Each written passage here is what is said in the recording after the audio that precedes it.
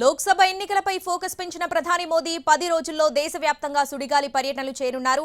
12 రాష్ట్రాలు కేంద్రపాలిత ప్రాంతాల్లో వివిధ అభివృద్ధి సంక్షేమ కార్యక్రమాలను ప్రారంభించనున్నారు. అందులో భాగంగా ఇవాళ ఆదిలాబాద్ జిల్లాలో పర్యటించనున్నారు. ఉదయం 10:30 నుంచి 11 గంటల వరకు అభివృద్ధి పనులు ప్రారంభించనున్నారు. ఇందిరాగాంధీ ప్రియదర్శిని స్టేడియంలో జరిగే బహిరంగ సభకు హాజరవుతారు. అక్కడే అధికారిక కార్యక్రమాల్లో పాల్గొని 6,697 కోట్ల రూపాయలతో చేపట్టే పలు అభివృద్ధి పనులకు శంకుస్థాపనలు ప్రారంభోత్సవాలు చేస్తారు.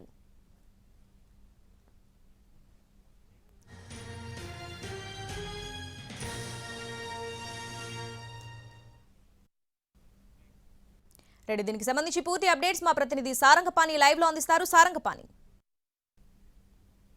శ్రావణి, మరి కాసేపట్లో దేశ ప్రధాని నరేంద్ర మోదీ ఆదిలాబాద్ జిల్లా కేంద్రానికి రాకపోతున్నారు. ఏరోడ్రమ్లో 8 హెలిప్యాడ్లు ఏర్పాటు చేశారు. ప్రధాని పాల్గొనబోయే అధికారిక కార్యక్రమంలో సీఎం రేవంత్ రెడ్డి, రాష్ట్ర గవర్నర్ తమిళసై సౌందరరాజన్ సైతం అధికారిక కార్యక్రమాల్లో పాల్గొంటారు. అక్కడ 11 గంటలకు దిగిన తర్వాత ఇక్కడ అధికారిక కార్యక్రమాలు ఈ స్టేజ్ వెనక వైపు భాగంలో ఏర్పాటు చేయడం జరిగింది. 6,698 కోట్లతో వివిధ కేంద్ర ప్రభుత్వ పథకాలకు శంకుస్థాపన, అదేవిధంగా ప్రారంభోత్సవాలు చేయబోతున్నారు.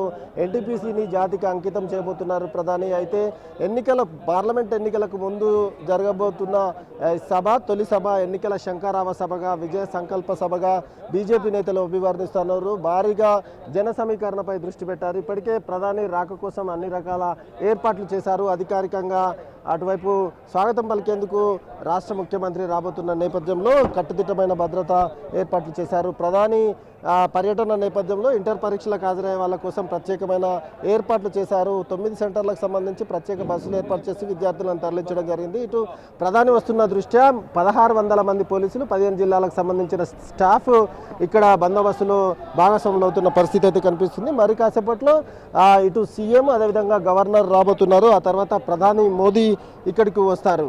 ఇక్కడ అభివృద్ధి కార్యక్రమాలలో పాలు పంచుకున్న తర్వాత మళ్ళీ అక్కడి నుంచి వాళ్ళు వెళ్ళిపోతారు. ఆ తర్వాత ప్రధాని ఇక్కడ బహిరంగ సభలో పాల్గొంటారు. ఈ బహిరంగ సభ తర్వాత ఇక్కడ ఏరోడ్రామ్ నుంచి నాగ్పూర్కి వెళ్తారు. అక్కడ నుంచి తమిళనాడుకి వెళ్ళే అవకాశం అయితే కనిపిస్తుంది. శ్రావణి, ఓవరాల్గా ప్రధాని రాకకు సంబంధించి అన్ని రకాలుగా ఏర్పాట్లు అయితే ఇప్పటికి పూర్తి చేశారు. శ్రావణి, ఇది ఇక్కడ పరిస్థితి.